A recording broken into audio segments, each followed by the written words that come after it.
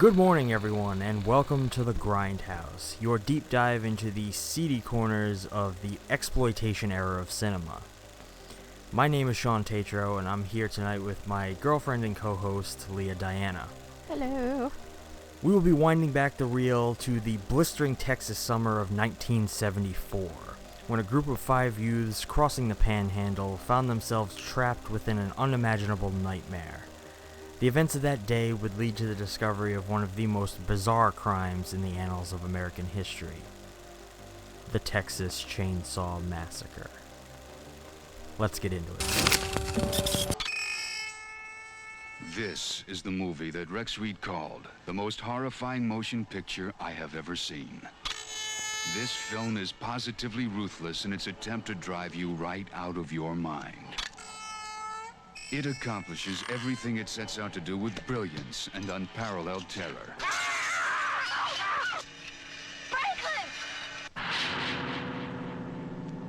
This is the horror movie to end them all.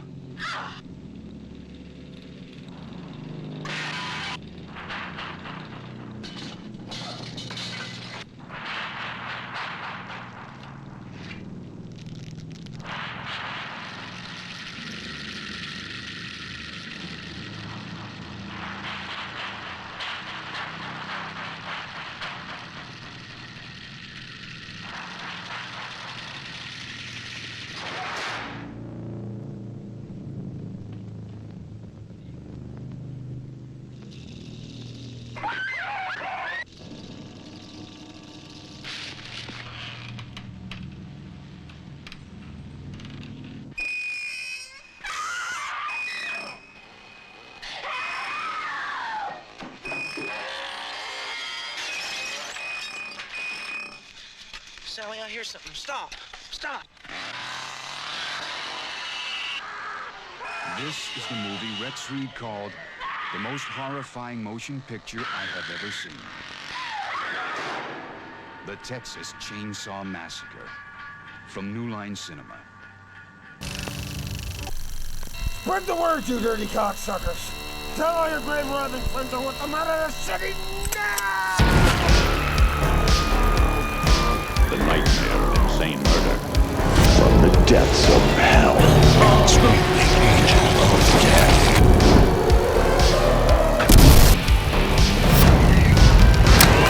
Only at the Grindhouse.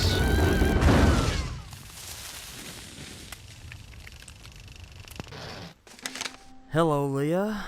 Hi, Shawn. Our first episode of our first podcast. How do you feel? I'm excited for the podcast. I'm pretty sure I almost fell asleep during the movie. Really? So we've seen this before. Like, this is only my second viewing of this movie. When we first started dating, you were like, you're going to watch the classics. So we pulled a bunch of classics off the shelf until we got to Halloween, where I marathoned Halloween in a weekend. I think it was Halloween that I marathoned that. But this was one of the first ones that you were like, oh, this is a classic. And I was like terrified to watch this one. I was like, oh God, this looks like fucking terrifying. And I've seen the remake in theaters when it came out in the early 2000s with a friend of mine.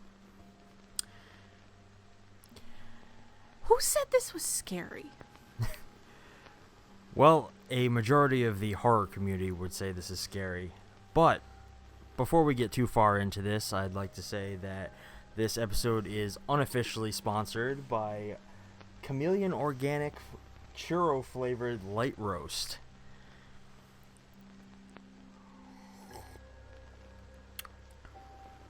Not the greatest coffee I've ever had, but it does the trick. I had to put pumpkin spice in this, guys. That's a little basic. Did you see the hair color? What gender am I? If I could, I'd have flowers in my hair and I'd look adorable, but I don't care. Okay, so tonight's movie was written and directed by Tobe Hooper. Tobe. I think I said that. There's actually a funny story about how he came up with the idea for this movie. Was he on shrooms? No. So actually, apparently the whole concept came to him during a Christmas shopping rush. He found himself stuck in line, and he was surrounded by hundreds of people, and he just happened to notice that he was standing next to a display of like chainsaws, and he just thought to himself, wouldn't it be amazing if I could just take one of these chainsaws and mow through this line so I can get out of here? I already like this guy. I've had this thought many times before, especially during the holidays. And from what I've heard, apparently shooting this film was the most brutal experience for everyone involved. Like the first opening scene. Okay, first opening scene that trying to remember Kirk. When he gets out of the van and he's opening the van to get Franklin out to piss, his back is drenched in sweat. Drenched. It's the 70s in the middle of Texas. If this was really recorded in Texas, I don't know. But if it was, Texas, summer, 1973. It's like 100 degrees. Yeah. Plus. It was one of the hottest summers, apparently, like on record at that time. Why was only one of the girls wearing shorts? Why weren't all of them dressed for the season? I don't care if bell bottoms were in season and those weird, funky shirts. Well, but you would have been so much cooler if you had a pair of freaking shorts. And we know the 70s shorts went up real high because both of my parents grew up in the 70s. And I've seen some of my dad's questionable outfits from the 70s. Well, I think the idea was to just dress everybody in kind of standard, basic clothing. They didn't want to go too crazy with style. They went crazy with style, in my opinion. Well, plus you also had to think that they knew ahead of time that some of these characters were going to be running around through the woods. They were probably trying to keep them safe. Modern horror would say, no, let their legs get all scratched up. So this movie actually opens with probably one of the most remembered intros in film history. You get this text crawl that's basically become legend in the horror genre. And personally, I feel like it cements in the minds of horror fans that this is a true story, even though it's not. Yeah, and I was actually really stunned to find out that you had told me that the first time we watched this, because I thought, like everybody else, this was a true story, because they posed it like that. Even the remake, they really lean into that. And I was shocked when you're like, this isn't real. I'm like, excuse me? Well, it's even further cemented by they accompany this text crawl and like this opening droning music with these snapshots of like corpses and bones, and you almost feel like you're looking at like glimpses of crime scene photos. I was really confused. I didn't understand what I was looking at. And as one of the comments I made, the sound effects person for the opening should have used WD-40 on everything he was using, because it just sounded like a screen door opening and shutting, which, after watching the movie, makes sense. But in the beginning, I'm like, what am I looking at? It looks like black and red splotches to me. Do you know what that opening sound effect is? No. Oh, it's so they actually captured that by I think they just essentially dragged a tuning fork across guitar strings. Oh. To make that like sound effect. God, that's terrifying. It like chills you to your bone when you hear it. The one thing about the text crawl that got me that I had to comment was the word invalid. Invalid brother made me go, oh, this one's gonna be a sign of the times. I can't comment on that now, that'll be later, but yeah, this one definitely is the 70s, just from the way they speak, the way they dress, the way they approach things. I'm like, okay, all right, it's 2021. We're in the 70s, it's fine. This movie is almost, if you think about it, this movie is 50 years old? Well, 1974. 1973 is when it was made, so 1974. So it's almost 50 years old. When did the 70s be almost 50 years ago? Time flies, unfortunately. Christ, man. This being an older horror film, but an absolute classic in the genre, I happen to know quite a few fun facts about this one. Yo, you're a nerd. Oh, absolutely. And before we get too far, I have to mention the armadillo. at the very beginning. Yes, right. I counted that in my I have a body count. I counted the armadillo as a body count. So the armadillo actually wasn't ever supposed to be there. The initial idea for that opening shot introducing us to the kids was Tobe Hooper wanted there to be like a splattered cow on the side of the road, like that tried to cross the road, got hit. Which would have made sense for the context of the first 30 minutes of the movie. Right. And they essentially just couldn't get one. It came time to shoot that scene, and they had to improvise, and Tobe Hooper actually owned this taxidermied armadillo, so he took it from his house, gave it to the prop guy, just said, do whatever you gotta do. You beat the shit out of it, yeah. They just kind of threw it in the road, and there we go. The only comment I had for the armadillo was, juicy. My comments are fucking... seriously, once I get down to some of these, I will say, opening credits. I miss the opening credits being in the beginning of the movie sometimes. Some of the modern movies of, like, I would say, like, our age, older, or more recent, like in the 90s or so, I remember I've watched a couple of, like, older 80s, late 80s, early 90s movies lately, just for fun. And the credits are in the beginning, but then they stop at some point, which I'm like... when I'm in theaters and I'm like, who the hell is that bitch? I don't know that bitch. I can't pop my phone out and Google who the hell this bitch is because the credits aren't in the beginning.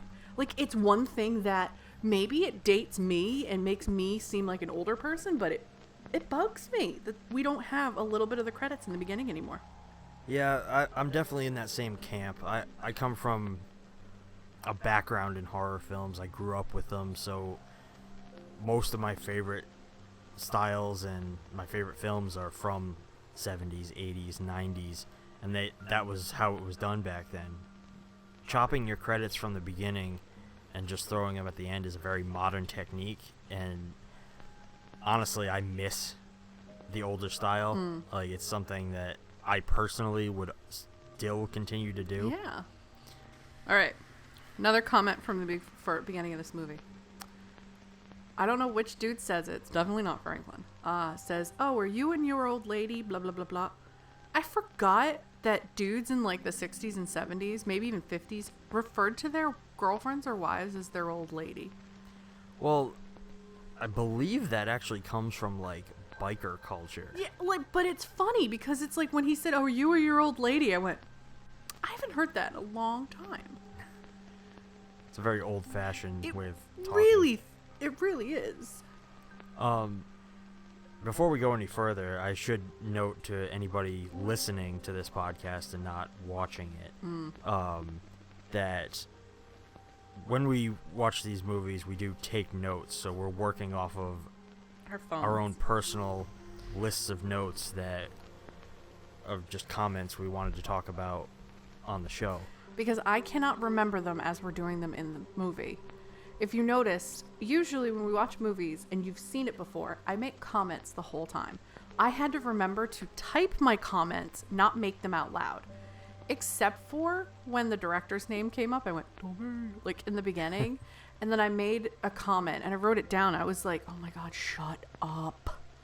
You know what idea I had for future episodes is maybe we could even transition this into watching the movie and talking about it at the same time. Because now you're telling me that I can't lay down on the bed like this and watch a movie with like my 8 chins out. I literally have to sit up the whole time and be proper. I don't think so.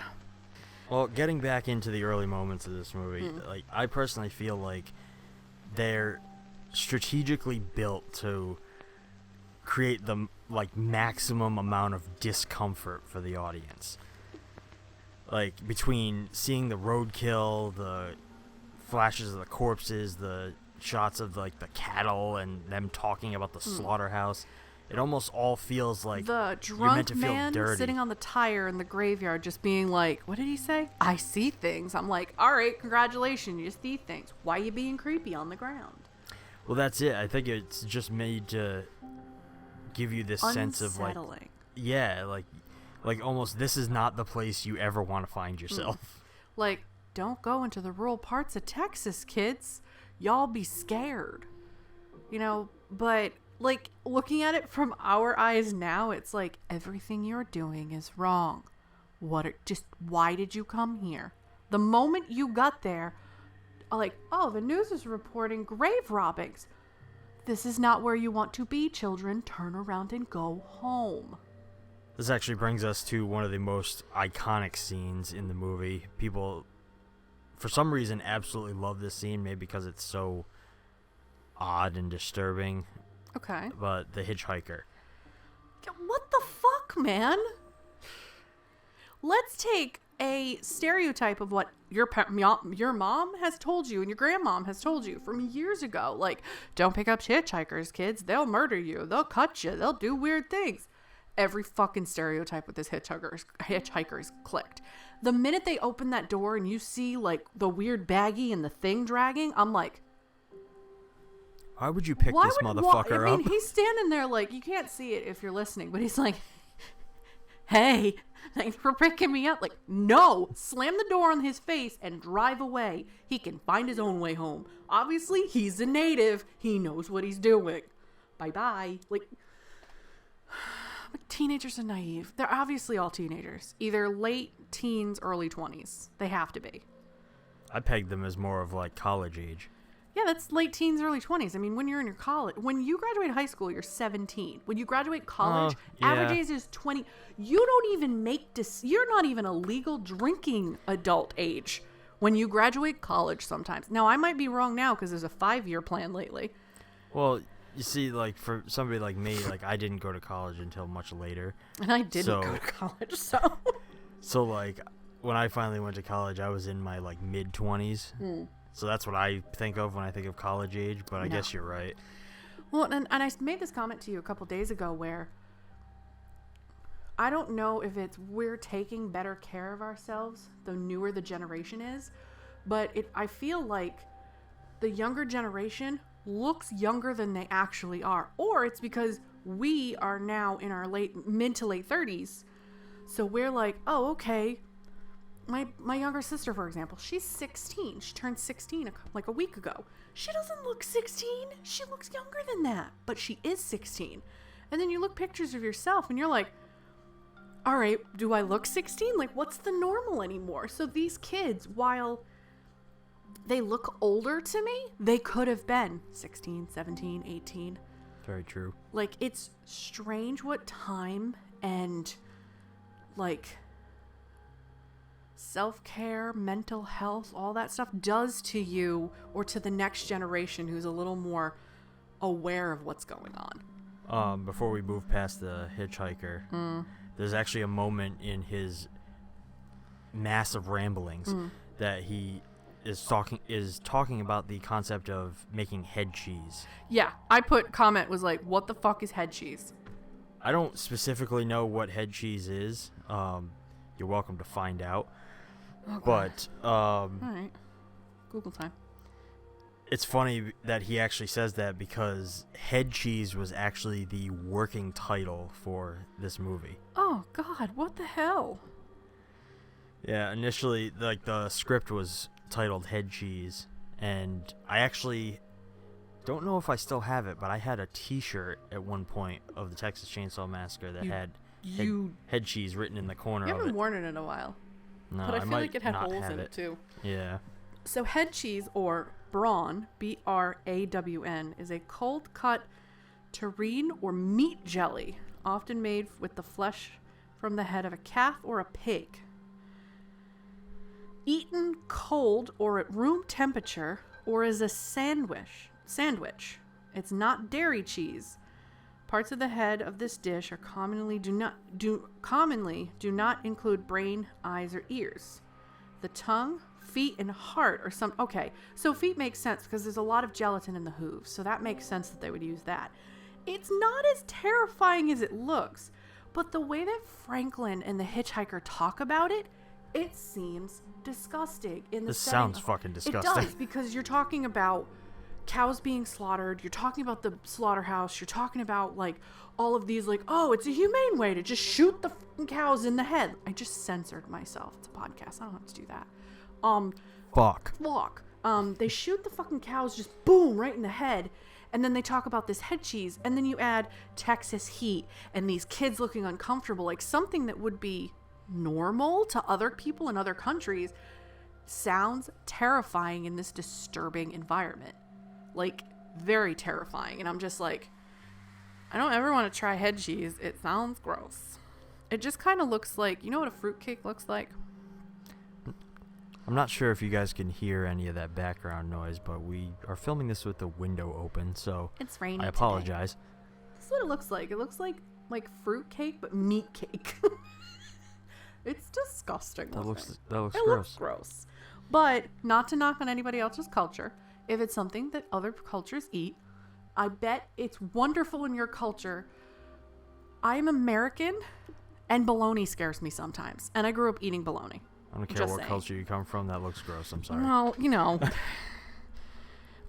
What's the other thing I said about the Hitchhiker? This whole movie would not exist if they didn't pick up that guy. Like, really. Oh, absolutely not. They would have passed him by and gone on with their lives. And during the whole rant, why would they just watch him cut his hand open?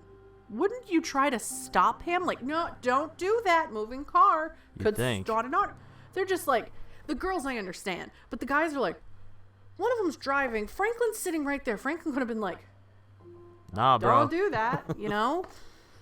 It's like, oh, what the crap. And when he's cutting himself, and then when he cuts Franklin, I was laughing in my head. I was just sitting there going,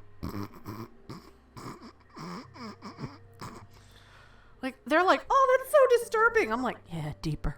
Cut yourself deeper. Get an artery. Bleed out right there. Rub your bloody hand on that girl's white pants and go, ruined. Just that's what I wanted. But I'm a sadistic son of a bitch, so.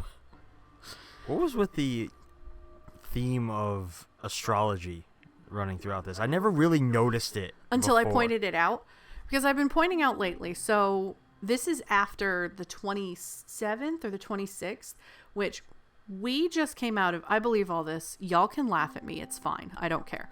We just came out of a really massive 3-planet retrograde. And I told Shawn, I'm like, all the bad shit happens in a retrograde. We just went into Venus retrograde, which I feel like is really hitting us hard. But like, everybody believes that Mercury retrograde like really fucks with shit. It has to do with like astrology and like all that stuff.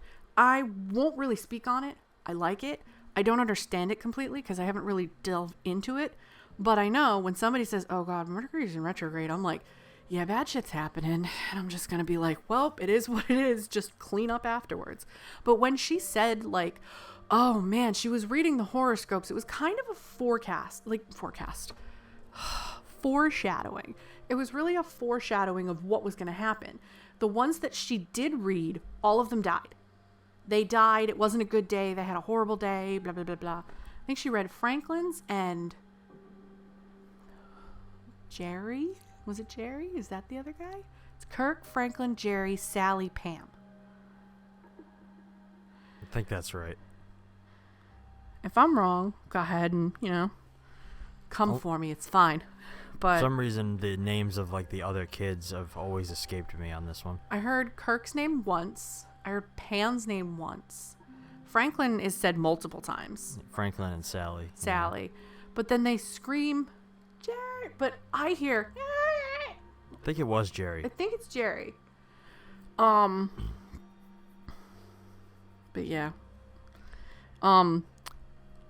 As a photographer, I wanted his fucking camera. The minute he pulled that out and he went, and this accordion thing, I was like, I don't care about the movie anymore. I want the camera. Where do I get that camera? Bring me back to the 70s and buy that shit for me. I want it. Speaking of, this is sort of related, but like, how did you feel about the visual look of this movie? Gritty. It was very gritty. It was very, had a lot of grain to it, but not in a way that, I'm looking at a movie that you've got sitting over there. The House of whatever. It's in a clamshell. It's a newer movie. I can't remember it. Where they do like the satanic thing in the upstairs, the girls in the... House of the Devil. Yes, House of the Devil. Which I commented I thought was a stupid movie. We'll get to that later. Yeah, I know. He's giving me this face like, you bitch. But Now I wish we could cover that one. that one's very grainy. Like you're like almost too grainy. This one, because of when it was recorded, is gonna have natural grain to it. And I'm like, it's dirty, it's gritty, it's grainy. I wish it was a little darker in some of the scenes. It was dark in the Franklin house that they went to, their grandfather's house. It was dark there. I liked that. It stayed kind of light throughout the rest of the film, even when they were in Leatherface's house. Like, it was almost distractingly brighter. And I'm like, I wish it was a little darker, just a little bit. It would have put me a little more in a mood. Well, I mean, yeah, this movie's definitely...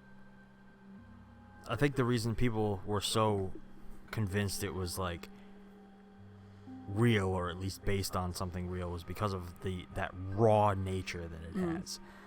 Like, I noticed, especially this time around, I noticed that this movie has some very dynamic camera moves for a movie from the early 70s.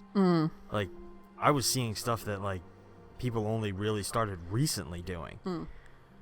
Like, you have these, like, slow pans through the wheat field, seeing them getting out of the van, and it's like all this wheat is in the foreground, and, like, most movies from the 70s would have had a clean foreground and, like, not... But that's why this one was so popular. It's different.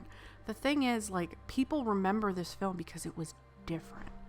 Like, if you tell me any other movies from the 70s that are horror, I'd be like, all right, okay, all right. This one always stood out. I was always terrified to watch this. Not because of the possibility that there was a real aspect to it, but it just looked like, ooh, there's also unsettling. Yeah. There's also a lot of attention to detail throughout this. Like, like all these shots of where it, like, focuses in on the spider's nest, or on the bones that are making up the furniture. Clean, and the molars actually had, like, fucking fillings in them. And there was, like, a couple of the skulls, like, some of them were clean, some of them were dirty. And the skull and the rib cages that were hanging had dirt and grime and shit hanging off of it. It was like, it wasn't a clean kind of set, then it was made dirty. It was like, no, we're gonna make it dirty and then throw this shit with it. It was like, they paid attention.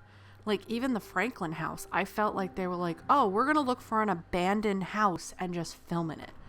And that's why I was like, oh, this is pretty cool. It's disturbing, but all right, I get it. Our next fun fact, we have a lot of furniture and set decoration throughout this film that's made of, like, bones. Yeah. All of those bones are real. You told me that the first time, and I was like, what? How did they do that? So, essentially, I guess it was the prop master who was in charge of finding all this stuff. I don't exactly recall how he found it, but I know that he essentially just went out, I think maybe to butcher shops and, like, possibly, like, dog pounds, stuff like that, where, like, they would kill animals and chop them up and shit. And he would essentially just buy the bones off of them and then leave them outside to dry out, and then he would just take them and build these art pieces. Oh my god. Like, some of them were... What? So the scene where they get to the gas station, I want to know what happened to the dude washing the front of the car. He's there, he's washing the car, he's all creepy like. Never see him again. Was he part of the family? Was he just, like, a resident that struck a deal to not get eaten? Also, were they eating people from the barbecue that Franklin had food in his mouth? Was that people? It's a good question. That was something that bugged me the last time we watched it, and he's sitting there wheeling himself around, got a piece of sausage in his mouth, and I'm like, is that people? Are you eating the last victims? Ugh. I mean, the sicko in me wants to think that that's definitely what was intended, but you never know. It's all ambiguous. I hate films that leave you hanging. And this motherfucker sitting across from me loves writing fucking scripts where it's like, answer these questions. No, that's not what the point of the film is It's about. so much better when you're left to think. It leaves though. me with terrible anxiety when I leave a theater going, what the fuck just happened? That's the point. I don't like it. It gives you that impact. That I like lasting Disney impression. movies. Cut, dry, done. Speaking of lasting impressions, Oh, Jesus. that first kill scene. What was it? Kirk. Kirk? Yeah. No. Yeah, Kirk. So when he goes into the house right before the infamous swing ass shot. Yes. And That ass shot is infamous? infamous, and it's been replicated in more movies than I can count. Oh, I didn't even notice it. But that first kill scene when you hear the crack of the hammer on his head and like his body is just twitching violently on the ground. Yeah, that was a lot. I mean, did I make a... No, I didn't make a comment about that. But all I remember is like him like walking in, going there, just a thump. I'm like, and then his body starts twitching. I'm like, oh. That poor kid was like, hey, we need some gasoline. Dead. All right, well. I want to make it a point to mention that this scene, this first kill, is 40 minutes into this film. Yeah. 40 minutes before you ever see Leatherface. I mean, that raises the suspense because if you're at the movie theaters in 1974 watching this for the first time, you have no idea what's going to come at you. And when you hear the like his like squeal kind of talking, whatever he's doing, and you're like, what the fuck is that? Like, what is going on? And then he just fucking turns around and beans him in the head. I bet you that entire theater is just sitting there like, what just happened? And it's just like, bing, funk. I'm sorry, what just happened? I think the ass scene, I sort of remember you telling me it was infamous. What to me is more infamous is her getting to the door and then him just whoop right back in. And I'm like, oh, you sweet summer child. If you wore proper shoes, you would have been able to get out. I don't know. I almost love that they waited that long. It builds to the reveal suspense, Leatherface. Yeah. Like it just builds that dread if you don't know what to expect. You have no idea what's gonna happen to these kids, but you know it's not gonna be good. I think the first time watching this would have been better if I never saw the remake when I was younger.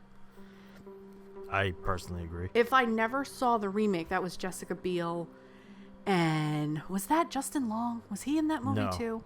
No, that's the Boogie. Jessica Boogie Biel Woogie. and Oh, I see him. He's got the little mustache here. oh my god, I used to know this guy's I name don't 'cause remember I used his to name. make fun of him all the time. Look at him. I know in the movie his name is Kemper. Let's see. God, he was in Haven and 6 Feet Under. Eric Balfour. I don't know how you pulled that out of your ass. So Eric fast. Balfour. That was amazing. Oh god, that guy. I love that. Texas Chainsaw's remake is the only movie I love that man in. He is fantastic in that part, and in everything else I've seen him in, he sucks. Yeah, I know Jessica Biel's name. Mike Vogel. I don't know who you are. All right. Mike Vogel's become kind of a regular in a lot of things, actually. Erica Learson? Erica Learson. Learson. Okay. She's most well known from Blair Witch 2. And Jonathan Tucker. Yes, Jonathan Tucker is actually, I think he comes from comedy initially. What did it say that he was in? Oh, his lists include The Virgin Suicide, Hostage, Nope, In the I'm Valley wrong. of The Ruins, Charlie's Angels, Hostage is film the other series, thing I know The him Black Donnellys, Parenthood, Kingdom, Justified, Snowflake, Westworld. from. He's in Westworld? Yeah, he's in Westworld. Everything I hear about that series makes me want to watch it more and We more. need to watch Westworld because I heard it is fucking amazing. But I digress. Back to... Alright. One thing that I have to address. I wanted Franklin to get killed so much sooner in this movie. I hate you and that everyone kid. else. The minute he starts like... me, I'm like... He should have been the one that got hit by the truck at the end. Like this, like why is this man-child whining the whole time? Like, oh, I can't go upstairs. Oh, I'm in a hat. Like, why did you come? The only thing I can think is that they were trying to make him someone who was so beaten down by the fact that he's disabled, and like it just turned him into a whiny child. I don't think that was the right way to go with that character. No. And frankly, I will say this. He's kind of offensive to disabled people. Yeah. Like, really. Like, he is very, like, different time, different era, the way it was story told, but they did not have anybody that was disabled in the remake that I remember. No. Because even at that point, which the movie was made in 2003. Well, that's actually not true. The grandfather of the family was disabled in the remake. That makes sense. Yeah. Because they're literally, we'll get to the dining room scene. What the fuck? What creeped me out the most about the house is, and that scene was, there was no background music or noise. From the moment those kids walk up to that door till the moment he drags her back in. There is no music. There is no sound. The only sound that happens is when Pam falls over into the bone room. And there's like the chicken going blah, blah, blah, blah, and all those like flashing scenes. But it was unsettling. It makes you realize how important sound and music is to a movie, because it's like, why is there no noise? No, speaking of unsettling sounds, I think one of the most unsettling parts of this movie is Leatherface's fucking screaming. Like when he comes out of the doorway with the hammer over Jerry's head. Oh my god. And it's just oh my god. Like his screams are absolutely guttural and terrifying. And it kind of makes you want to be like, did the guy who did Leatherface, was he actually making those sounds? He was. He was? And you know what? Shout out to fucking Gunnar Hansen, who is unfortunately no longer with us. That man was an absolute brilliant actor, even when he was that young. Because if you look at his performance, like really watch him in this movie, especially right after he kills Jerry. He there's that scene where he goes back into that back room and sits by the window, and he's like kind of like freaking out. Oh no, she got it, like I'm stressed out. You get this sense that he's like more. He himself is a kid. Yeah, he is a child. He's not so much a brutal killer, but he's more like an animal lashing out at all these people that are coming into his domain. And then watching his father like just go up to him and he's like, oh no, I'm like, oh my god. That's like one of the most interesting turns, because you see Leatherface as this big imposing monster. Oh my god, he's just gonna kill everybody. And then like, oh no, he's just a scared kid. And then you kind of sit there and go, the first 40 minutes of this movie, look, the first, I would say 30 minutes of this movie, because Sally, oh god. Like, it is terrifying. That room that Pam falls in, I hope you know that there were so many puns going through my head. I have a bone to pick with you. Oh, look, she feather-falled into the room. Did you write all these down? No. The bone to pick one I did, the people couch will see you now. Oh, look, Pam's hip now, because she fell near a hip bone. Yeah, there were way too many puns that I went through in my head. One thing that bugged me, was Pam still alive in the cooler, or was that a nerve jerk when I believe, I personally think that she was still somewhat alive at that point. And that was her like last desperate attempt. Yeah. I don't, because you can't really sell that big of a movement as a nerve jerk. I think that was her, like, she was still alive, but she was, like, bleeding out in there. She's barely hanging on kind of thing. He opened the thing, and she was like, no, help me. And then just once Leatherface turned the corner, it looked like she was just, gived up. She gived up. Oh, since you mentioned that house, that you know that you can actually still visit that house? Yes, and I remembered when she was walking up to the house, and then we saw Jerry going up to the house. I'm like, I kind of remember Shawn telling me that you can still visit that house. Yes, it's not in the same location anymore. They moved the whole house, and they actually turned it into a barbecue restaurant. So when are we going to Texas to this barbecue restaurant? Because I think this would be incredible. Well, to be like, I'm eating people. You can bet your ass that if we ever find ourselves in Texas, we're visiting that house. We're going there. All right, let's talk about the whole man-child sister fight. Give me the flashlight. No! Give me the flashlight. No! Give me the flashlight. No! Oh my god. Oh, I've never had God. fights with that with my siblings. No, fucking... We can't stress enough that Franklin in this movie is the most annoying fucking character It's like you're to ever hit a supposed to horror feel film. bad for him because he's disabled, and then every turn he makes, you're like, I want to roll this son of a bitch down a hill. He has a solid 3-minute scene where he just blows raspberries. One of my comments is, what's with the raspberries?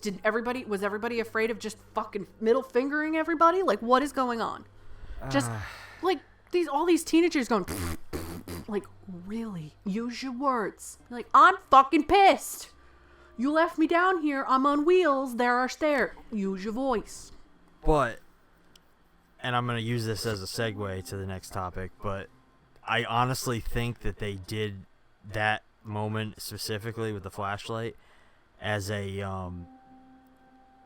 kind of a juxtaposition for the family dynamic that we then see with Leatherface and all of them. Okay. I get that one. The other thing I was thinking was the conflict that the family has now woven, like bringing the hitchhiker in kind of put a little conflict.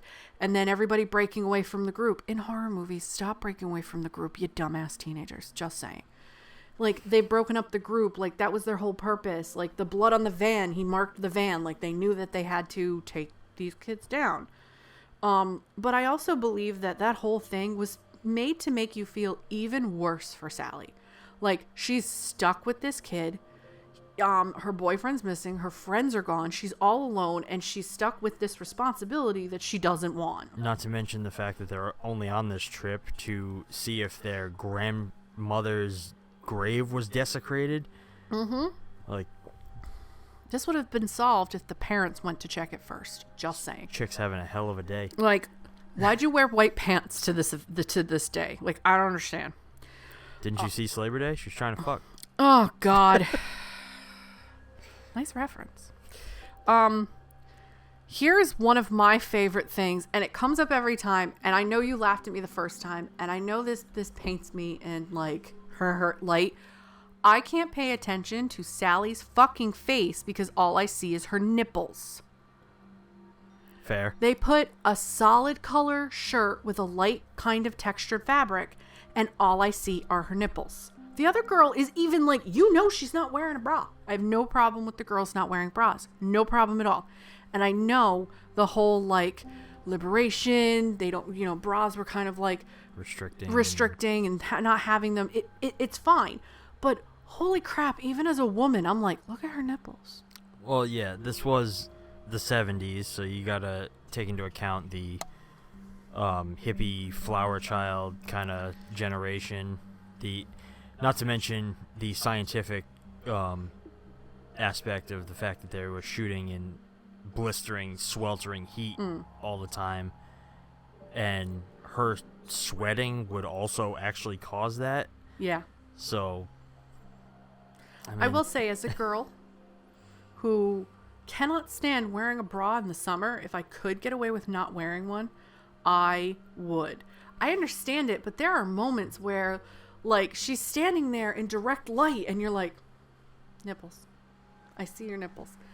And it was one thing that always bugged me, because the other girl was meant to be the sexier, kind of trampy girl. I'm pretty sure my 16-year-old sister has worn that same outfit, and nobody's batted an eye now.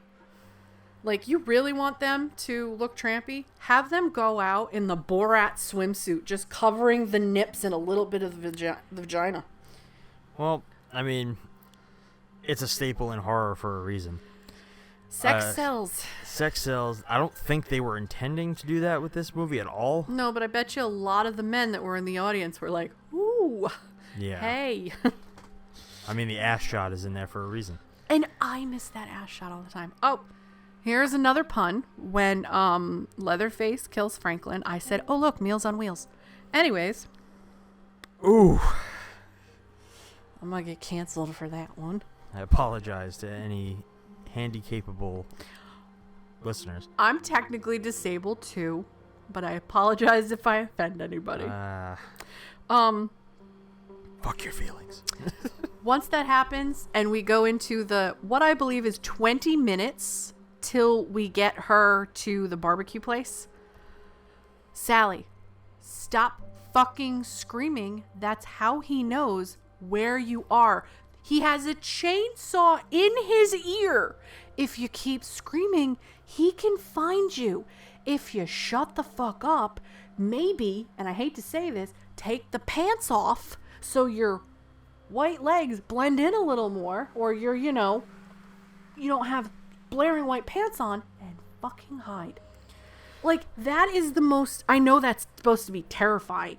That is the most infuriating part. I like her to that point where she's just like, ah! I'm like, stop screaming. Speaking of Sally screaming, she definitely earns her goddamn place as a scream queen in this movie. Yes.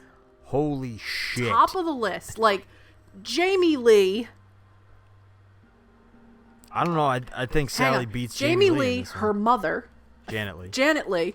Oh, wait. Yeah, Jamie Lee. I'm 36 years old, and I just got that. Leah was today years old when she realized that Janet Lee and Jamie Lee make sense. I gotta go. All right, then we get to she's running. Like, did she really run that entire length? Because from Leatherface's house to the barbecue place, that's a hell of a trek. It's not that far. No? No, because I mean, and you could explain this away with edits, but they essentially pull out of the barbecue restaurant, and when they're there, they actually mention that they're looking for that place and it's not far. Yeah, because the Franklin house is like a cutaway right from the Leatherface house. Yeah, they pull out and then they essentially go down the next side road. Yeah. So she could have easily cut through the woods to get there. But it just seems with edits, I'm like, that seems like really... But I forget, like, edits are a big deal and it's dark, so it doesn't look the same as it does in the light. But man, bitch, stop screaming. Oh my god. So this is actually getting us to the big climax. Dun, dun, dun, dun. Obviously, this was your second time seeing it, but like, if you can recall, how did you feel about the reveal when she gets to the barbecue place and turns out that guy's not gonna help her? Really? You didn't think he was seedy before when he was like, nope, don't have any gas. Why don't you guys wait here? You want some food? Really? I would have gotten back there and went, I'm gonna keep running by. The fact that when he's hugging her to comfort her, and he's like, there, darling, there, and he's just smiling. I'm like... I wonder if that was intentional or if that was just bad acting. I mean, no, I think that guy did a pretty good job, because the first time I watched it, I was like, this motherfucker's creepy, but I wouldn't have assumed he's Leatherface's father. He's helping around in the thing, she's looking around, she's freaking out. She's reacting like somebody who's been through a hell of a lot of trauma in the last, like, maybe, I would say that whole scene probably only lasted like 10 or 15 minutes. That's also definitely where that moment is where the threat of cannibalism really enters this movie. Yeah, that was the moment where I was like, barbecue. Oh, is that like, people? Like, when looking into the barbecue thing, yeah. I'm like, I look into that going, is that there a person in there? Like, I can't tell. Yeah, you're looking to see if you can see, like, limbs. Yeah, but it's like, oh, it's a cow torso. Obviously, you can see that, and you can see certain other things. But when they're back at the house, he's making everything into sausages, which I'm like, oh, it's ground up people. Oh, that's where I was like, no. Really? You beating her with a broom? Oh, that was hilarious. Sweeping her off her feet. Littered with puns. Littered. I am your punishment. And then he ties her up, gets her in the car, and then just fucking digs her with the broom handle the entire drive. Like, now don't you worry, darling. As much as What the hell? As much as I love that little toying moment, I was so distracted by the terrible driving pantomime. Like, don't you worry, darling. I'm like, you should be swerving everywhere in that white truck. You are Everywhere. all over the fucking road right now, Oh guy. my god, motherfucker. But then so you get to the house, and it's revealed that the hitchhiker is part of the family, and that he's part of the family, and everybody goes in and stuff. And they tie her up, and they're torturing her and doing like really crazy things. And it was like, even when I watched it the first time, like the remake doesn't really. That dinner scene in the remake, I was like, I'm sitting there watching this going, I cannot remember that dinner scene in the remake. Because the dinner scene isn't in the remake. It's like, I was trying to remember like certain bits and pieces. I'm like, doing this in that probably would have not made as much sense, because this just sells home the we're cannibals thing. Yeah. And I was just floored by Leatherface cowering because his father was just like threatening backhand to him. And I'm like, what this big old scary killer. And now you're thinking about like psychologically, what have these people done to these two? And I'm including the hitchhiker because I'm assuming I think he's the older brother. I would assume the hitchhiker's the older. I believe that's correct. Yeah, like the older brother, the way he talks to his parents, and then the younger brother, how he cowers and like he does everything. But I was just like, damn, that's terrifying. That was terrifying to me. I think the interesting thing about once you meet the family, so to speak, I think it's really cool that they kind of form these multiple fragments of one fucked up person. Yeah. Like they're all these different pieces to one pool of madness almost.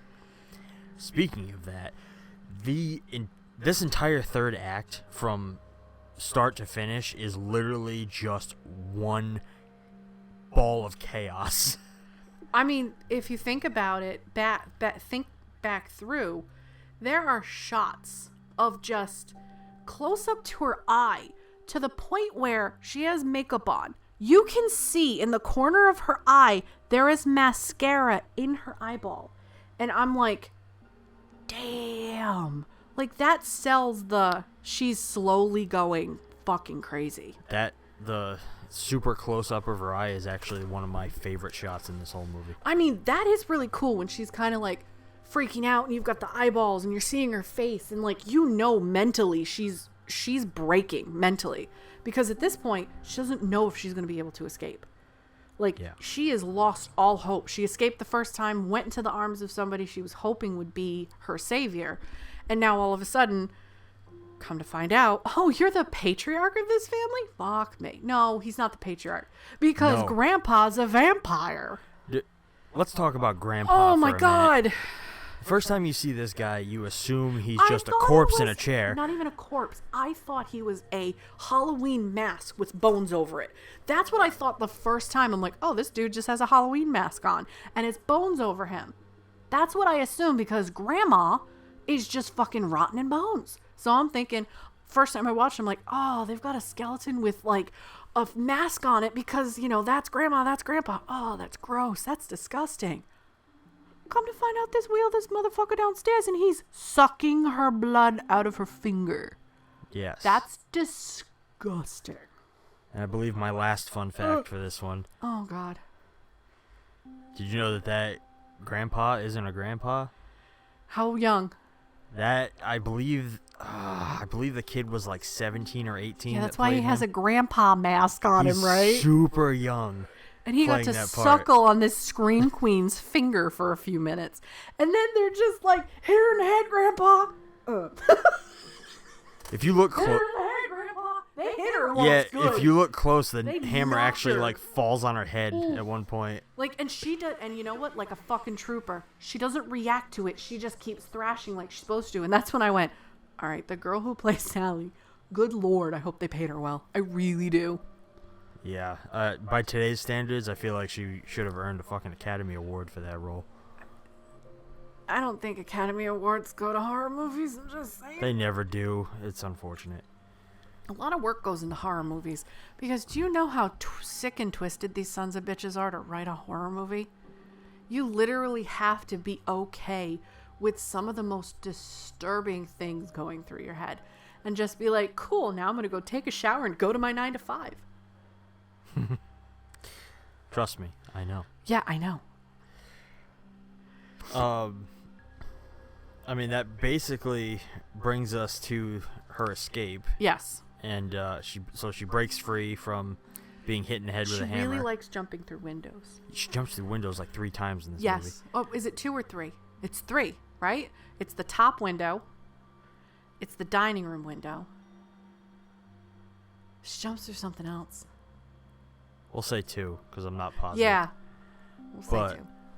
She runs, jumps through the window, realizes it's now morning, runs down the driveway. Leatherface comes through the door with his chainsaw.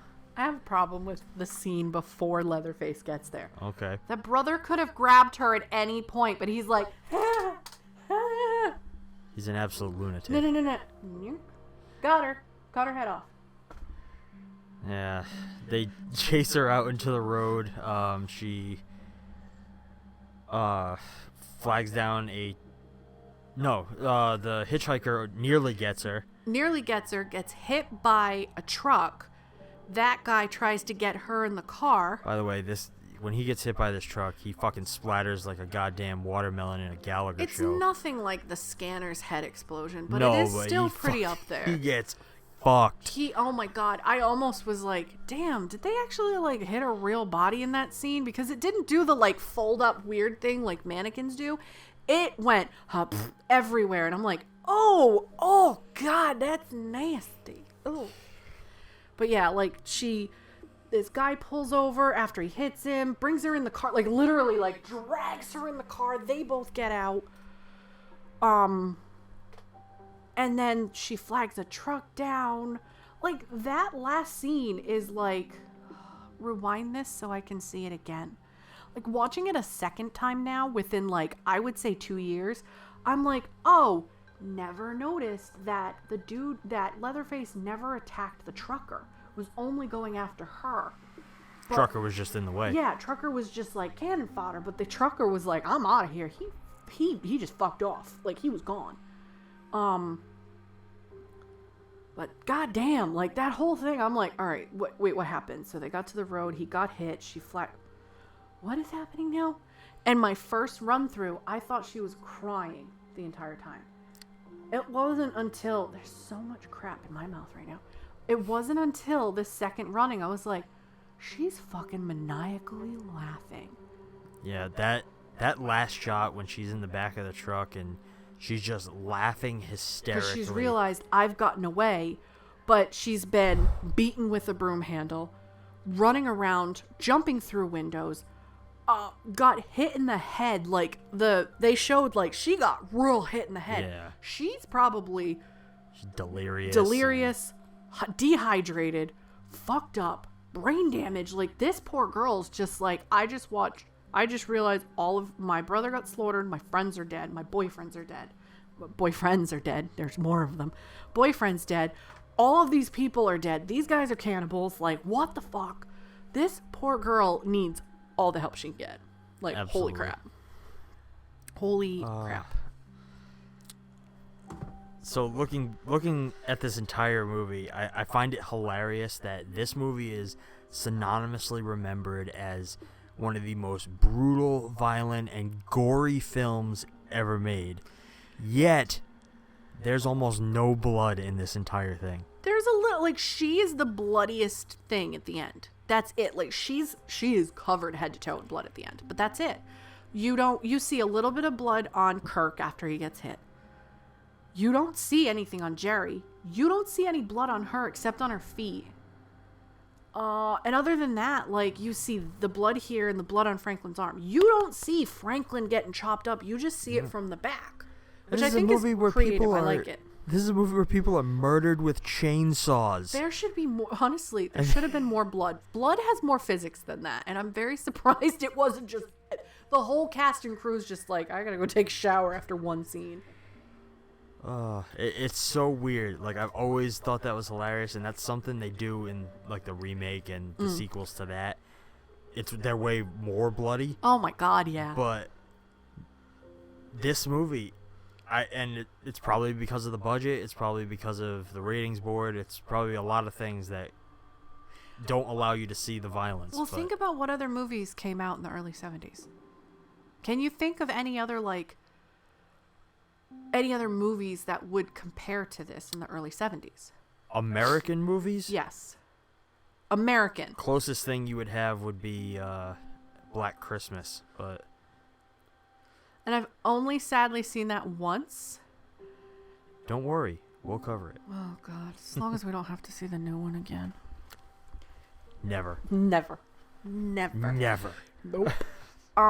I will say... I'm going to get shot.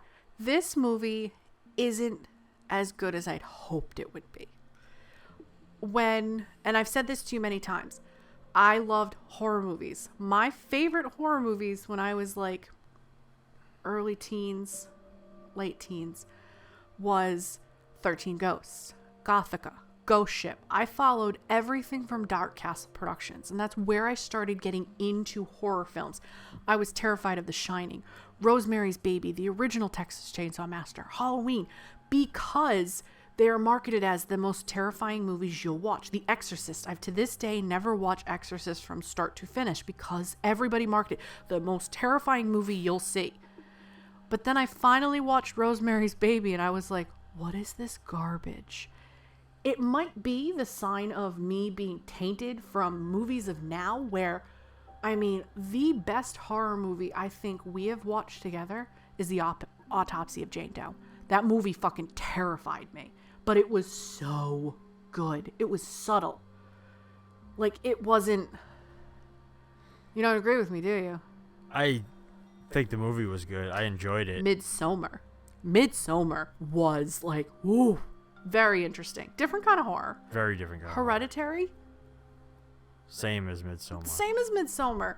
But I have yet to find a movie that, and I've told you this, no horror movies to date have terrified me more than Killer Clowns from Outer Space. Which falls into our coverage range. And that one's the fault of, like, a family member. I watched it when I was way too young. Save it for Killer Clowns. I have not seen that movie, any part of that movie, since I was about 4.5, 5 years old. Meanwhile, this motherfucker was watching shit at 5 years old for fun. Yeah. First, my introduction to horror was Nightmare on Elm Street when I was 3. And I need to talk to your parents. After that was Child's Play. Oh my god. So I started I actually had a Chucky doll growing up. One of those My Buddy dolls looked just like Chucky. Oh my god, why? Why? I was afraid of the Labyrinth for a little while because David Bowie scared me. Now, rest in peace, David Bowie. You're so good. Speaking of which, if anybody's listening or watching for that matter, if you have one of those My Buddy dolls from way back. No. Oh, come on. No. If I ever find one. I already have threatened with fucking gremlins in this house. You are not getting a My Buddy doll. If I ever find one, I am absolutely purchasing it. Cool. It can live in the storage unit with all the other crap that we own. She hates me. don't hate you. It fucking freaks. Teddy Ruxpin freaks me out because mine would talk in the middle of the night with no batteries in it. Oh, I'm definitely getting one of those. He fucking hates me. Just wants me to piss myself in the middle of the night. So, here's my couple of questions for you on my end. You are the horror movie connoisseur, and I say this while staring at the massive tape collection that you have that is mostly horror, that we'll have to eventually either put like a picture up for our podcast or like put a picture up for the video. Like what we have here, like there is more in storage. It is a huge amount of movies, plus all the streaming services we have. We actually watched this movie on Shudder because we have it on DVD. And you have it on tape? No, you don't have the original on tape. I do have the original on tape. Like we only have a little TV that'll play black and white. We have a big TV that'll play all this stuff. But what do you think? Does the remake in 2003 compare to anything to this movie in 1974? So, personally, I'm actually an advocate for the remake. I think the remake of this movie is great on its own. It made choices that I don't agree with, but a lot of the things that it chose to do, I do agree with. I don't think it hits the same way the original does. Most remakes don't. They just fall short. The remake, Marcus Nispel was the director of the remake, produced by Michael Bay infamously. Fount of knowledge, ladies and gentlemen. I personally think he did an incredible job with that remake. I will still watch it on occasion, but no, I don't think it hits the same way. I don't think it ever will. I can't comment because I saw this movie when I was in high school. I do not remember if we've watched it recently. I feel like we might have. But that's how unmemorable the remake is, in my opinion. And I guess I have a different view of horror than you do. I'm looking for something that terrifies me, that bothers me. And this is why Paranormal Activity scares the shit out of me. Because I believe in that stuff. I've had that stuff happen to me. Y'all can laugh at me if you want, but it's happened to me. That terrifies me because it's a real life scenario. This movie, while it could be a real life scenario, the remake just seems romanticized. Like glorifying the gore and making it gorier and more horrible, which I think a lot of the current movies, and why we're sticking to the Grindhouse era, a lot more modern horror is just, look how much we can throw in. Look how scary. Look how creepy. Look how crazy. It's like subtle. Like this movie was subtle. That moment where you're hoping Pam gets away and he's just like, nope, floop, gone. You're just like, shit. Like that's the only thing you can think is shit. Watching it a second time is less anxiety ridden because the first time I was like, why? like, why? You think Leatherface is around every corner, but you really know that he's not. He's just in his house until these people are like, hey, we're breaking in. Like, that's when he knows you're there. If they never showed up at the house, nothing would have ever happened. So what would you rate this movie? Out of 5 stars. Out of 5? I'd give it a 2.5. I really would. Personal opinion. Not overall personal opinion. It doesn't scare me. It doesn't hit it home. The movie's beautiful. The visuals are great. The acting it's good, but it's a classic. But it doesn't give me that terrified feeling. And it could be just the product of our generation. We get so much horror, like crazy horror thrown at us, that a movie like this may not be what I'm looking for. Now, if you're terms of classic movie, something that stands the test of time, yeah, it's a 5. Personal opinion, it's a 2.5 for me. So, for me, that taking into account that I've seen this movie quite a few times, I grew up watching this and all of its sequels. I've seen the remake. I actually had a chance to watch this movie on 35mm film, and that is one of my most treasured memories. Shout out to the late Arthur Johnson for that one. Love that man. Watching it today, I can see all of the things that make it so good still. And I'm gonna sound like just any other horror fan, but it's a 5-star, and it always will be. And I think that's why this platform works, because you're coming from someone who appreciates cinema, appreciates it for all aspects, and somebody who's just watching the movie. I'm just watching the movie. I don't take everything else into account, because to me it's like I watched the sequel before this, so I think my opinion is a little jaded, because it's like I watched the gorier, the scarier, the jump scare, the weird one. This one's not as weird as that one. This one's definitely cut and dry. I wish I would have seen this one first. I would have liked it more, but didn't know you back then, so I couldn't have watched it back then. That's all right. We're rectifying the situation now. It's funny when Shawn's like, have you seen blah, blah, blah? I've probably seen maybe 150 movies. This includes probably 90% of the Disney catalog. Like, I've watched a lot of Disney movies. I've watched a lot of fantasy movies. I'm not so, like, I'm a fan of horror, but I don't go out of my way until we started dating. Because to me, it was like, oh, it's a horror movie. It's not a big deal. Like, whatever. Like, there are some movies that we're covering I hate. You've already mentioned several movies. I'm like, I hate that movie. But this is the point of us sitting down and starting this podcast. It is to broaden both of our horizons. We're going to be watching things that one of us on either end will likely never have gone out of their way to watch before. Mm-hmm. I personally think it's going to be an interesting experiment, and it's going to allow us to kind of get out of our own wheelhouses.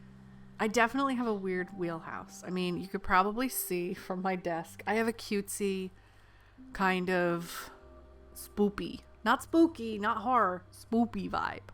Like, I like, all little spooky things. I love Hocus Pocus. Like, which falls into our category. That movie's about as, like, spooky as I got when I was a kid. I wasn't allowed to watch horror movies. My mother hates horror movies. My brother, I love my brother, I really do. Horror movies make him sick. Like, we didn't have horror movies in our house. Now that we're older, my sister will watch, like, we'll recommend a horror movie to my brother-in-law and my sister, and she'll be like, that movie was dumb. And you'll be like, what do you mean it was dumb? Like, what, why? We gotta get your brother on the podcast. Oh my God, he's gonna kill us. We're not watching a horror movie with my brother. We'll have him watch something fun. Well, we're not sticking strictly to horror. We probably will cover a lot of horror. We will probably, because it's one of the more interesting ones, but we're also looking at a huge amount of, like, some examples. Labyrinth. One of the ones I want to pull out is, like, My Fair Lady. Like, musicals too. I was like, oh, we can do The Music Man. I'm literally only thinking of what's down here right now. I can't. Yeah. We've also got movies that, like, neither one of us would ever watch. Like, I mentioned You've Got Mail the other day. That was 99. That was a Meg Ryan, Tom Hanks reunion movie because they were in Sleepless Seattle together. That movie, I loved it when I was younger. Now that I'm an adult, I'll save my opinions for the podcast, but we're doing that one because it's out of our comfort zone. It's a romantic comedy, and the two of us would be like, romantic comedy, no. So I'm going to dial us back to Texas Chainsaw here. Of course. What was your favorite moment in the film? What is my favorite moment in the film? Shit. I think it's probably the bliss that Franklin and Sally have right before Franklin says, I think I heard something, and he puts the chainsaw right through Franklin. The moment where they just thinking their friends got lost. Oh, my friends are lost. Let's go find them. It's not a big deal. That bliss moment and just the way it's just shattered. I'm like, I fucking love it. I love when that happens. I think it's beautiful. It's like, beautiful horror at its finest. What about you? That's very, very tough for me. I think my favorite moment is the when Leatherface comes out of that back room and screams and hits Jerry, because it hits you so hard. I can't remember the scream he makes, but all I can think of is the fucking thing from Star Wars. It's not far off. Like he comes out and he's just like that. Oh my god. I am so sorry to everybody's ears. That was way too much. Don't worry, I'll try and dial it Oh back. god, I'm so loud. I'm sorry. Favorite line? Favorite line? Oh god, give me a minute. Favorite line? And to be clear, line of dialogue. Well, yeah, no shit, we're not doing lines of coke for this movie here. Speak for yourself. Stay out of my flour, okay? No wonder why it's missing. It's not Coke, it's flour. Or powdered sugar. Or baking soda. Are you alright? No. Favorite line?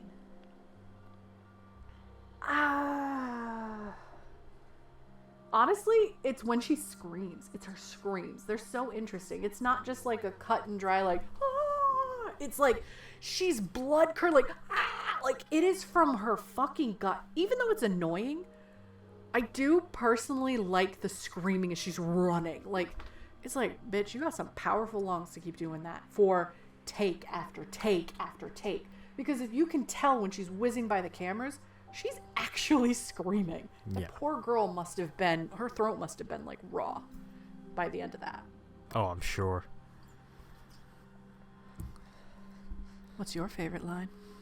Mine, I've been thinking about this for the past few minutes, and I'm pretty sure my favorite line is during the big dinner scene when she's begging for the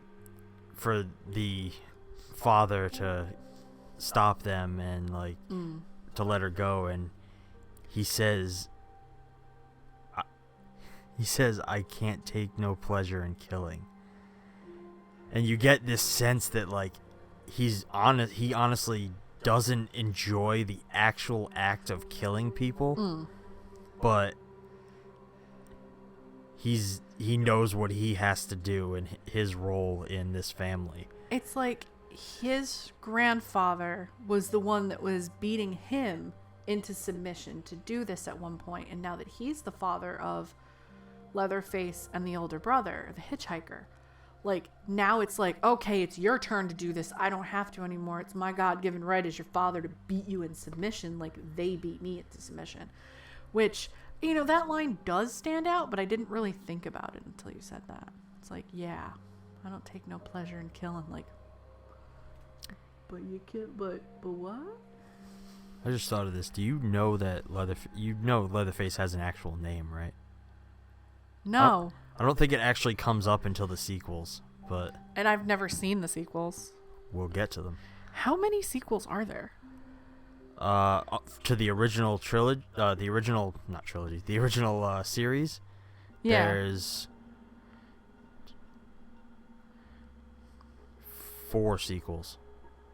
One of them we can't cover on this. Actually, 5 sequels, but one of them we can't cover on this, or 2 of them we can't cover on this because they're recent. I'm sorry, the narrator of this movie is John Larroquette. Yeah. Oh my God, all I remember him is from Night Court. Let's see. Are you looking for his real name? I am looking for his real name right now. I could just tell you. No. Do, do, do, do, do, do, do, do. Bubba Sawyer? Character was renamed to Jedediah Sawyer in the remake. That's actually also wrong. Really? Yes, because the entire family was renamed To the Hewitts. Yeah. Oh, Texas Chainsaw Massacre 3.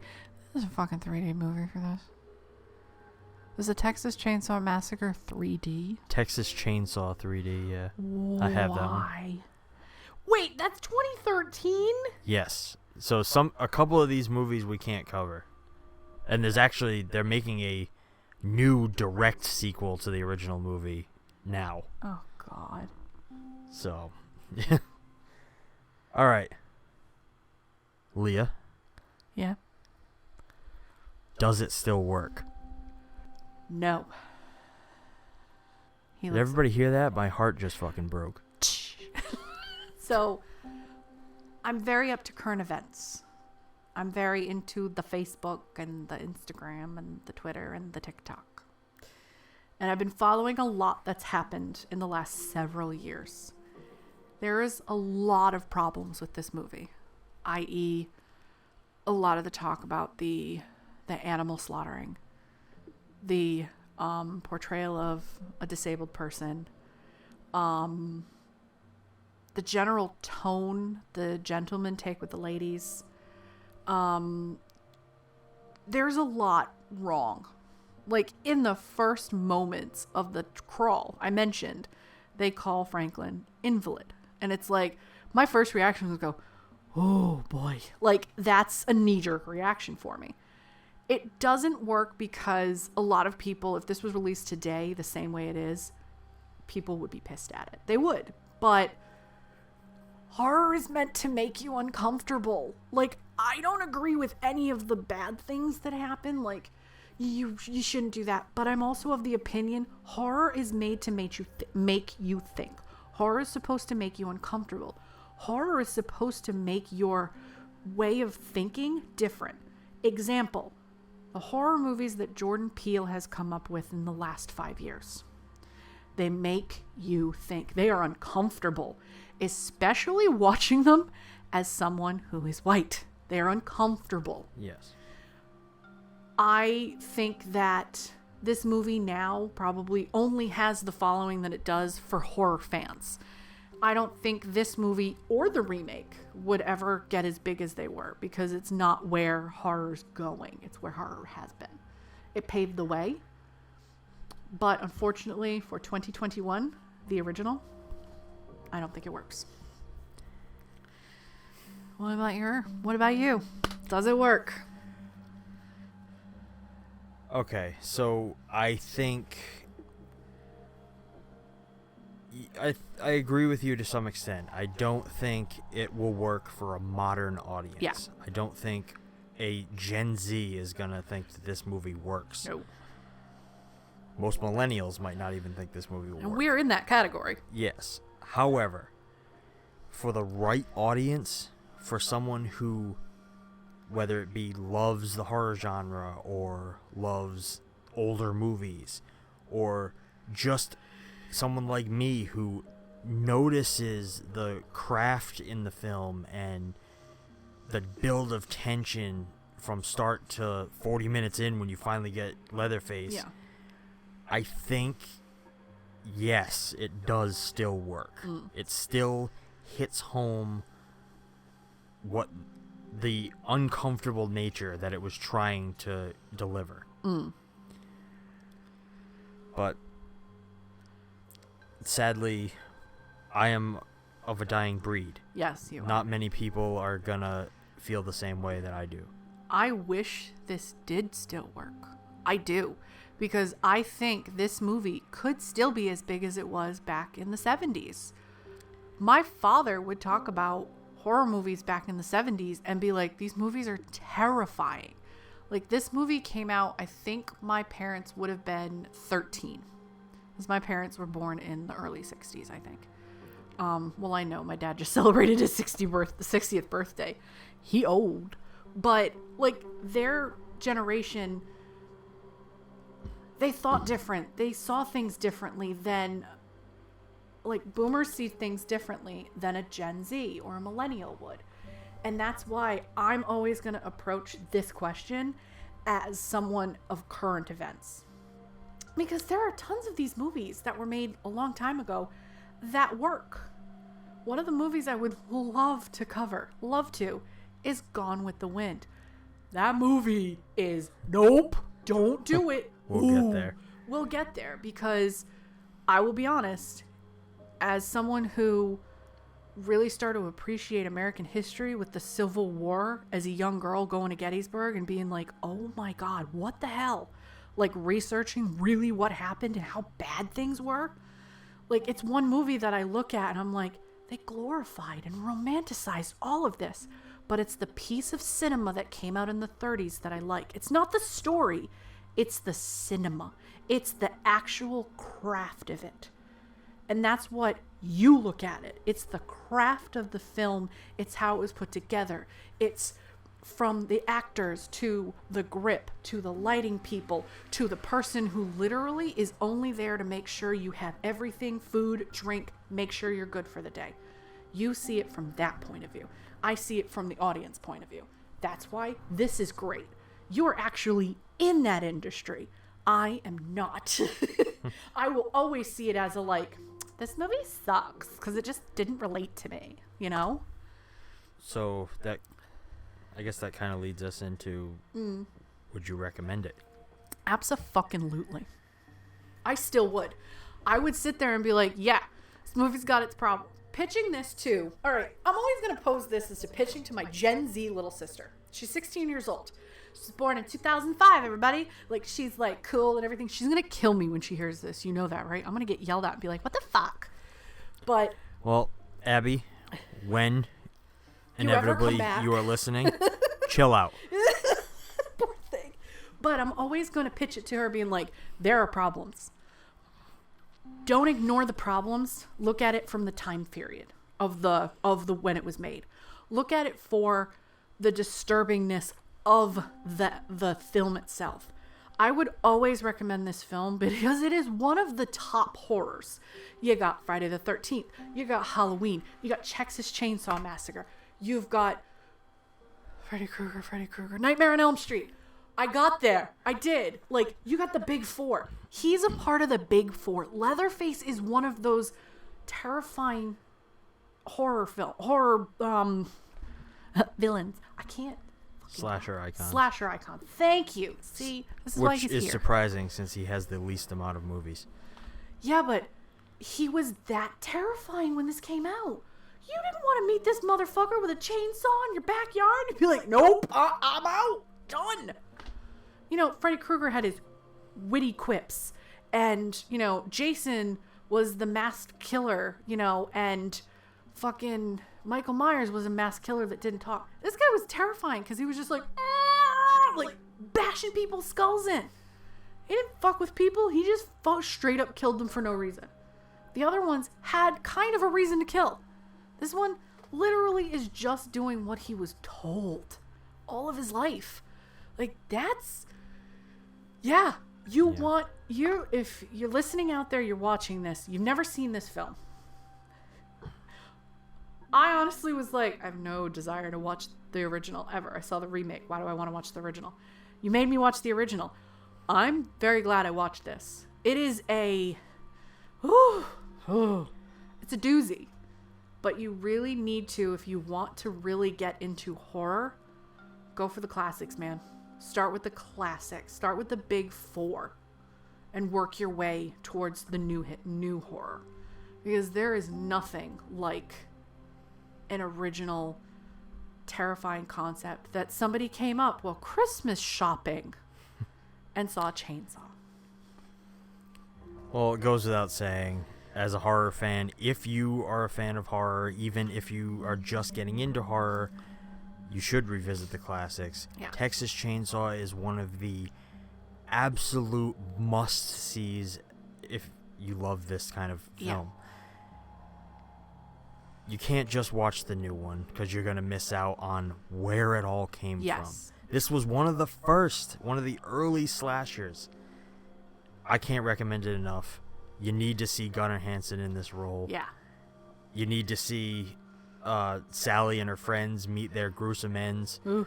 It's absolutely necessary. If you were to make this today, Leah, how would it be made today? Excluding the remake. Excluding the remake. Which, if we ever ask this question in the future, remakes set aside, how would this be made today? We're referencing the remake because it exists. We're not going to cover it. It's not part of the scale or the spectrum of movies that we're going for. We're referencing it because it exists, and 9 times out of 10, people have seen the newer movies rather than the older. And I'm pretty much that one in the 9 time. I'm in that. I've seen a lot of newer horror rather than older ones. If I was to remake this today, it would be 4 friends traveling up to upstate California, going through like wine country and everything, in an electric car. And the electric car runs out of battery. And now they got to find some rural place to figure out how to get their electric car running again. Cut to these very we live in the country, we don't believe in this technology, we still run on a 1980 Ford truck, we don't like all this new, and they're going after these kids for oh my god, the way they talk, and my phone's not working out here in the middle of I'd keep it very current, but I would take their use of electricity, technology away, and then start the real horror with, oh, did you run out of coffee? I actually have some left, but it's pumpkin spice. I would make it terrifying for today. I would make it involve current events because I don't want to insult certain people's views of the world. But I know you know where I'm going, and really make that Gen Z kind of opinion versus the older way of thinking opinion. And that's where the conflict will come from. Not so much a Leatherface character, but I would make a family dynamic that absolutely terrifies you. I don't think Leatherface and the chainsaw work now. I think there's so much more that you can make terrifying. What about you? What would you do? So, personally, you can't have Texas Chainsaw Massacre without Leatherface and the chainsaw. So, that would absolutely stay. The family dynamic would stay. I personally think that I'm a fan of the old ways, and I think so many other people are as well, that I would play into the nostalgia factor. I would tell the story again, set it again in the 70s, and just do it in a more modern way. I'd probably make it gorier, at least a little, but maybe not. Maybe I would still avoid some of the harsher like more things. Practical. You're a very practical kind of effects person. I also see the landscape of storytelling shifting quite a bit. Yeah.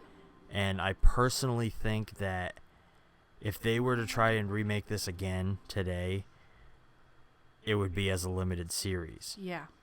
And in that regard, I would probably steer into that and make a longer form version of this story that dragged out the tension even more. Oh. I even forget about the way storytelling is. I mean, I think the pandemic really changed how stories were told. I thought example is when Disney announced that WandaVision was going to be a series. And I remember looking at you going, this isn't going to work. How are they going to tell in a series? This seems stupid. Holy shit, it works. It works so well. You've got more of the story. You can add more detail. You can leave people hanging. That is one hell of a way to tell a horror story. I mean, you've watched some of the American Horror Story, and I've watched pretty much almost all of the seasons. And while I don't think that's the best example,